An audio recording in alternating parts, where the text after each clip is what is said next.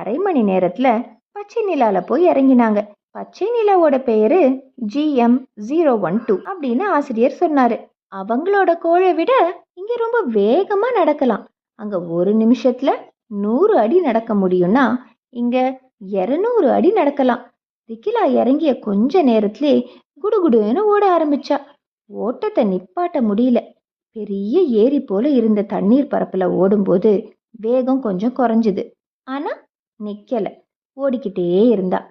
ஏரிய கடந்ததும் அங்க தரையில மேகம் மாதிரி புகையா இருந்துச்சு. வெள்ளை நிறத்துல இருந்த புகையில நடக்கிறது பறந்து போறது மாதிரி இருந்துச்சு. கொஞ்ச தூரம் போயிட்டனால அவ எங்க இருக்கான்னு அவளுக்கு தெரியல. ரொம்ப பசிச்சுது, தாகமாவும் இருந்துச்சு. தூரத்துல ஒரு உருவம் தெரிஞ்சுது.